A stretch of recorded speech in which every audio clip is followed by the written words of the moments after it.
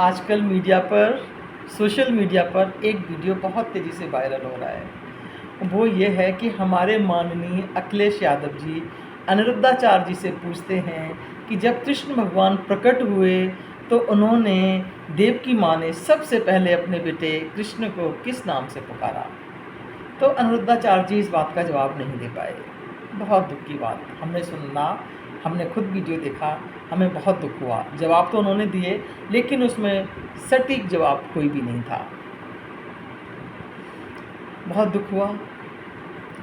ये हमारे आज के व्यासपीठ पर बैठने वाले हमारे कथाकार हैं, जिनको श्रीमद् भागवत के बारे में शायद पूरी तरह से अभी ज्ञान भी नहीं है। मैं एक अनिरुद्धाचार्य की बात नहीं कर रही, ऐसे बहुत से लोग हैं जिनके वीडियो मैं यूट्यूब पे देखती रहती हूँ, जो व्यासपीठ पे बैठ के कैसे कैसे गाने सुनाते हैं, कैसे कैसे चुटकुले सुनाते हैं। शायद सुन के सर हमारा तो नीचे हो जाता है। श्रीमद् भागवत कथा, जब परीक्षित जी को श्राप मिल गया कि तक्षक सर्प तुम्हें डसेगा 8वें दिन, वो परेशान हो गए। वो संतों की शरण में गए। संतों ने कहा आप श्रीमद् भागवत कथा का रसपान करें। उन्होंने निश्चय किया कि हाँ, हम कथा सुनेंगे। तकदीर से उनको सुखदेव महाराज जी मिल गए। सुखदेव महाराज जी ने उनको कथा सुनाई। 7 दिन के अंदर उनका संसार से विरक्ति हो गई उनको, और उन्होंने कहा कि अब मुझे सर्प आके डस ले, मुझे कोई गिला शिकवा नहीं, कोई दुख नहीं, किसी भी टाइम सर्प आके मुझे डस ले। ये हमारी भागवत कथा है जो हमें सांसारिक मानसिक सारे बंधनों से आज़ाद करती है। पर इस कथा को कहने वाला कैसा होना चाहिए? सुखदेव जी जैसा। सुखदेव महाराज जी, जिनके बारे में कहा जाता है कि वो पैदाइशी विरक्त हैं, उनको संसार से लगाव नहीं, उन्हें किसी चीज़ से लगाव नहीं। वो जंगल में जाना चाहते हैं, तपस्या करना चाहते हैं, लेकिन उनके परिवार के लोग, उनकी उम्र बहुत कम है, उनको बाहर जाने में डर लगता है और उनको रोकते हैं। एक बार सुखदेव महाराज जी घर छोड़ के जा रहे हैं तपस्या के लिए कि अब हम वापस नहीं आएंगे, अब हम चले जाएंगे। उनके पापा उनको मनाने के लिए पीछे पीछे जा रहे हैं। एक तालाब में लड़कियां स्नान कर रही हैं। सुखदेव महाराज जी वहाँ से निकले, लड़कियां स्नान करती रहीं, कोई बात नहीं। उन्होंने देखा कि सुखदेव महाराज जी निकल गए। कुछ देर में उनके पापा आ गए। जैसे ही उनके पापा आए, लड़कियों ने उठाया और अपने कपड़े पहन लिए। उनके पापा ने ऑब्जेक्शन किया कि ये क्या, मेरा बेटा तो 18 साल का है अभी, वो निकल के गया तो आप बिना कपड़ों के स्नान करती रहीं, और मेरी एज तो बहुत ज़्यादा है, मुझे देख के आप कपड़े पहन रही हैं, ये उल्टा है, आपने उल्टा किया है ये।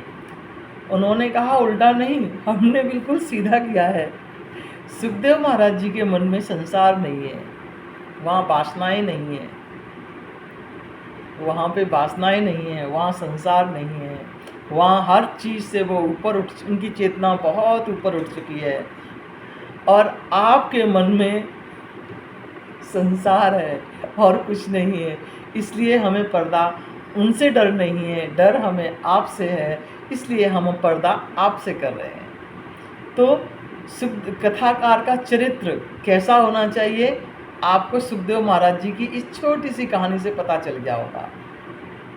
हमारी कथाओं में क्या होता है, हमें तो समझ ही नहीं आता कथा कब शुरू हुई कब ख़त्म हो गई। दान करो स्वर्ग जाओगे, पैसे दो, चंदा दो, भंडारा दो, ये करो। अरे आप जो कथा करा रहा है उसको ये सोचना चाहिए कि हमने किस लिए बुलाया है इनको। दान करेंगे स्वर्ग जाएंगे, अच्छी बात है, हमने दान किया, हम स्वर्ग चले जाएंगे। लेकिन आप सब लोगों का पैसा लेके चले जाएंगे, आप कहाँ जाएंगे? आपने उनसे पूछा, या उन्होंने इस चीज़ का विचार किया कि आप सबका पैसा इकट्ठा करेंगे तो आप कहाँ जाएंगे? और वो भी व्यासपीठ पे बैठ के आप इस तरह का काम कर रहे हैं। फिर इसके बाद डांस करो, औरतों को हमेशा आगे लाया जाएगा, नाचिए, डांस करिए, नाचिए, डांस करिए। क्यों?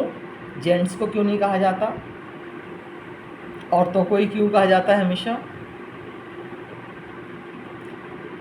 तो भागवत कथा, हमें भागवत कथा को खुद पढ़ना होगा। ये सुन लिया कुछ 2-4 कहानियाँ और उसमें 2-4 भजन जोड़ दिए, श्रीमद् कथा हो गई, नाच लिया, गा लिया, पैसा कमा लिया, चल दिए। ये भागवत कथा नहीं है। श्रीमद् भागवत कथा को आप स्वयं पहले पढ़ें, उसकी महत्ता को समझें और उसके बाद आप व्यासपीठ पर आएँ हमें सुनाने के लिए। और वहाँ पे हमें इन चीज़ों से कैसे बाहर निकलें। संसार जो हमारे बंधन शरीर के, मन के, बुद्धि के हैं, इनसे हम कैसे बाहर जाएं, कैसे ये बंधन टूटे हमारे। कथा हम इसलिए सुन रहे हैं और आप हमें धक्का मार रहे हैं उल्टा उसी में। पैसे, हमारे दिमाग से पैसा हट ही नहीं पाता, पैसे की ही बातें होती रहती हैं। तो हमें समझना पड़ेगा कि आज के जो कथा कहने वाले हैं उनको देखें, उनको समझें, उनको परखें, उनको तभी लेके आएँ। ऐसा नहीं कि वो हमने कई बार कथा में देखा है कि लोग हमने कई बार ऐसा देखा कि उन्होंने कथा सुनाई और उन्होंने गलत बोल दिया उसमें, गलत बोला उसमें। मतलब जैसे किसी का नाम बुलाना है या कुछ भी है तो उन्होंने गलत बोल दिया। तो ये आपका फ़र्ज, उनका भी फ़र्ज है और आपका भी फ़र्ज है। श्रीमद् भागवत कथा, रामायण कथा, इनकी महत्ता बनी रहे और हम लोगों की श्रद्धा और विश्वास बढ़ता रहे, इसमें कोई कमी ना आए। यही है हमारा मकसद।